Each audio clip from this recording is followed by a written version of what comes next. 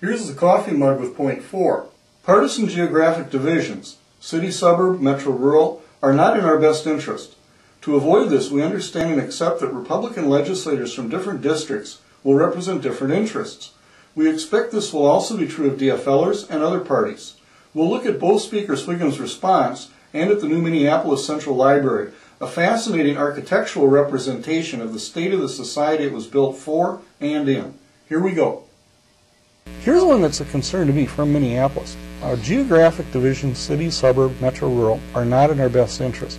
To avoid this, we understand and accept that Republican legislators from different districts will represent different interests.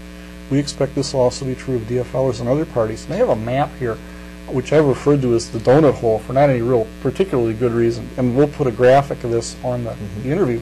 But essentially, there are no Republican state legislators from Minneapolis or St. Paul. There are none. Yeah. And it seems to me that that's a problem.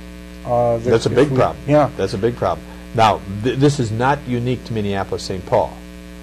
Probably the same thing can be said about Pittsburgh, Atlanta, Jersey City, New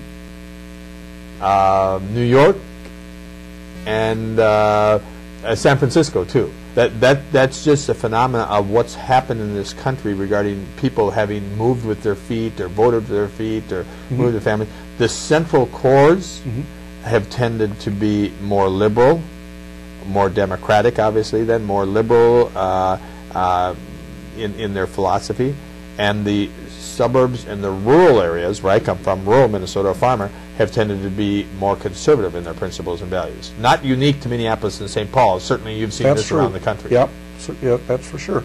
But do you think it's a problem? Oh, big problem. Big problem. I have tried as speaker to, and of course this doesn't make everybody happy, but I've tried to be balanced in decisions that we make, recognizing that there are interests in Minneapolis, in Winona, in Warroad, and Worthington that all have to be balanced together for us to get a product at the end. I think I would love to have Republican legislators from Minneapolis and St. Paul. There ought to be. And just from a political standpoint, you know, if you go back to your original comment about majority-minority, it would seem Minneapolis and St. Paul would want a member of the majority. They'd want members of both caucuses, I would think. I'd sure like to see that happen. And figuring out how to make that happen is one of the things that I'm very concerned about. It's a tough thing to do. It's a tough, because you know, as the citizens of Minneapolis, you know, and honestly, they tend to be more liberal. Very honestly, take the marriage amendment that you're going to talk about later. You take the marriage amendment to rural Minnesota, it passes 75-25. You take it to Minneapolis, it's probably more 50-50. You know, that's just. Or I'm not even sure what those percentages are, but certainly they're in that direction of those percentages. Yeah. That's just because of the makeup of the citizens that live in those areas. There are pockets of diversity, but the geographical split in our society is both real and harmful. Here's a little children's story showing how our new Minneapolis Central Library illustrates this in architecture. Once there was a nice, innocent, good Republican who lived at the right point of view in the Garden of Certainty, guarded by a fox. In the center of the garden was the Library of Certainty. When the nice, innocent, good Republican looked at the Library of Certainty, she could see that it was a safe building. It was a good building. It was a united building, built for a united people. It had a serene, playful wing on the top, and it was in a beautiful green setting. "Isn't this a beautiful Library of Certainty?" said the fox each day to the nice, innocent, good Republican. "It certainly is," was the reply. "But remember," said the fox, "you must always look at the Library of Certainty from the right point of view. If you ever look at the Library of Certainty from another point of view, you might become uncertain. And you certainly don't want to do that, do you?" said the fox to the nice, innocent, good Republican. "No," came the reply. But each day, the nice, innocent, good Republican heard strange voices from the valley of the shadow of a doubt. It sounded like they were saying something like, "Our society is being divided." It sounded like they were saying, "Our society is being split in two by a giant wedge." She thought she heard someone saying, "We need everyone to help us. Come and see." "But just look at the Library of Certainty," said the fox. "All of this obviously isn't true. Just don't change the channel and don't move. This is the right point of view. If you ever move, you might become uncertain," said the fox. Still, the voices kept calling out. They sounded louder, and some of them sounded desperate. "But Mr. Fox, these people are saying our society is being divided and they need help," said the nice, innocent, good Republican. "Shouldn't we go and try to help them? Shouldn't we at least go and see what they're talking about?" "No," said the fox. "If you ever leave the right point of view, you will become uncertain.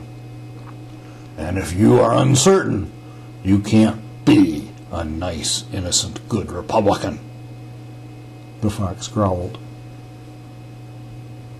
But one day, the voices grew even louder, and they sounded more desperate. So the nice, innocent, good Republican decided to leave the right point of view, just a little, to try to hear the voices just a little better. "Look," said the voices, "our society is being split." And she looked at the Library of Certainty from a little different point of view. Suddenly, the Library of Certainty looked a little different. It actually looked like there might be a little split in it, but just a little one. "Mr. Fox," she yelled, "it looks like there might be a little split in the unity of the Library of Certainty, and I'm not sure what to think about this," said the nice, innocent, good Republican. "I can't hear you," said the fox.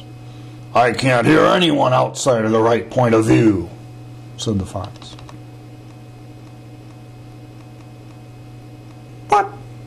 But why are you replying to me?" asked the nice, innocent, good Republican. "It's lying," said one of the other voices. "Oh, I'm so uncertain now," said the nice, innocent, good Republican. "I don't know what to do." "You are in the valley of the shadow of a doubt now," said the fox. "I can't help you now," said the fox. "Why don't you go back to the right point of view again and take another look around?" said one of the other voices.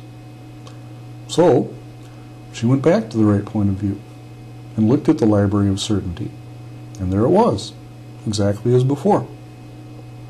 "Now why don't you come over here and have a look at what a mess this is and see if there's anything you can do to help," said another voice. So, she did, and she was less certain about things. But she didn't live happily ever after. Not in this world, anyway. "Goodbye," said the goddess of Microsoft.